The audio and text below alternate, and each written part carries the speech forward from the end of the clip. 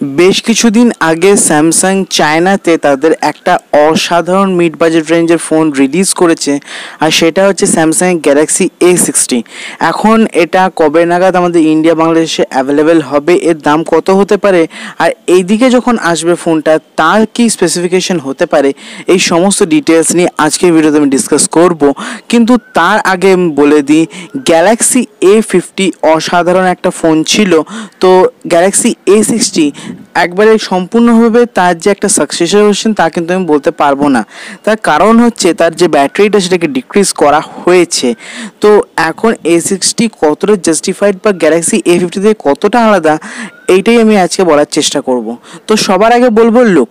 তো design wise একদম হুবহু সেম গ্যালাক্সি A50-র মতো গ্লাসেস স্টিক ডিজাইন থাকছে, হাতে ধরে আপনারা প্রিমিয়াম ফিল পাবেন।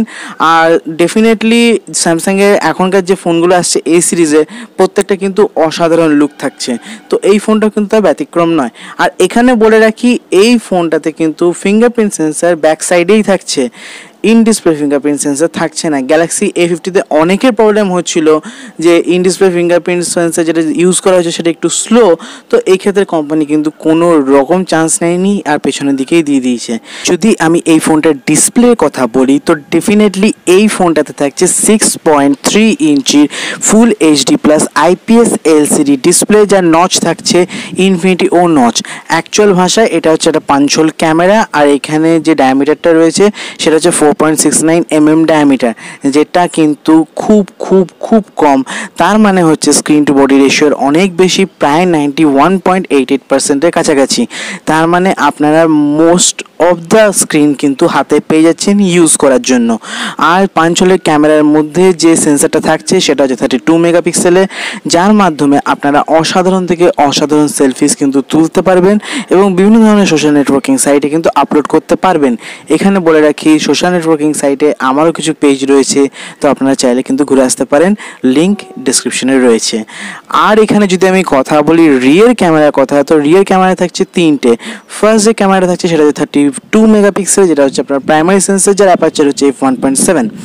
সেকেন্ড যে ক্যামেরাটা ইউজ করেছে সেটা হচ্ছে 8 মেগাপিক্সেলের, যার অ্যাপারচার হচ্ছে f2.2, আর সেটাই ইউজ হচ্ছে আলট্রা ওয়াইড অ্যাঙ্গেল শর্টসের জন্য। আর থার্ড যে ক্যামেরাটা ইউজ হয়েছে সেটা হচ্ছে 5 মেগাপিক্সেলের, আর সেটা ইউজ করা হচ্ছে ডেপথ সেন্সারের কাছে। তো ডেফিনেটলি ক্যামেরা অনুযায়ী খুবই ভালো অপশনস বিভিন্ন ধরনের পাচ্ছেন আপনারা ছবি তোলার জন্য, আর ডেফিনেটলি এটা কিন্তু গুড থিং। দিয়ে এখানে আমি কথা বলি ব্যাটারি সেকশনে, তো ব্যাটারি সেকশন এই ক্ষেত্রে একটু ডাউন করা হয়েছে, 3500 mAh ব্যাটারি আপনাকে দেওয়া হচ্ছে, আর তার সঙ্গে ইনবক্স আপনার 15 ওয়াটের একটা ফাস্ট চার্জার পেয়ে যাচ্ছেন। ব্যাটারিটা যদি 4000 mAh হতো আমি অতিরিক্ত খুশি হতাম, বাট স্টিল এই জায়গাটা কিন্তু একটু ল্যাগ হয়েছে। যদি কথা বলি এখানে প্রসেসরের, তো এটা চায়নাতে লঞ্চ হয়েছে স্ন্যাপড্রাগন 675-এর সাথে, কিন্তু এটা ইন্ডিয়া বাংলাদেশে লঞ্চ হবে Exynos 9610-এর সাথে।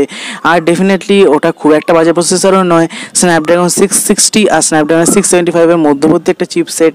তো ভালো পারফরমেন্সই আপনারা পাবেন, খুব একটা বাজে পারফরমেন্স কিন্তু আপনারা পাবেন না। ফাইনালি যদি আমি কথা বলি প্রাইসিংয়ে, তো চায়নাতে যে দামে লঞ্চ হয়েছে সেটা যদি আমি ইন্ডিয়ান কারেন্সিতে একবারে ডাইরেক্ট ট্রান্সফার করি তো 15,000 রুপিসের কাছাকাছি দাঁড়ায়। কিন্তু স্যামসাং কিন্তু এই ফোনটা এত কম দামে ইন্ডিয়া বাংলাদেশে লঞ্চ করবে না। আমার যেটা ধারণা সেটা ওরা ইন্ডিয়াতে এই ফোনটা অ্যাপ্রক্স 22,000 রুপিসের কাছাকাছি প্রাইস রেঞ্জে ওরা কিন্তু লঞ্চ করবে। আমি কিন্তু বলছি একটাই ভেরিয়েন্টের কথা, সেটা হচ্ছে 6GB আর 128GB, কারণ এই একটাই ভেরিয়েন্ট ওরা লঞ্চ করেছে।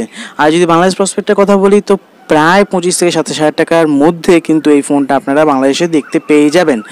তো ডেফিনেটলি একটা খুব ভালো ফোন, ইউনিকনেস রয়েছে ভবিষ্যতের ফোনেই আমি বলতে পারি, কারণ পাঞ্চোল ক্যামেরা আস্তে আস্তে সমস্ত ফোনগুলোতে চলে আসবে। তো এই হলো আজকের ভিডিও, আশা করব আপনাদের ভিডিওটা ভালো লেগেছে। যদি ভিডিওটা ভালো লেগে থাকে তাহলে লাইক তো অবশ্যই করবেন। আজকে এম রাখছি আমি 50টা লাইকে, আশা করি আপনারা করে দেবেন। তো যদি নতুন হন আপনি চ্যানেলে তাহলে অবশ্যই সাবস্ক্রাইবটা করে নেবেন। দেখা হচ্ছে পরবর্তী ভিডিওতে, ততক্ষণের জন্য গুড বাই। জয় হিন্দ, জয় বাংলা।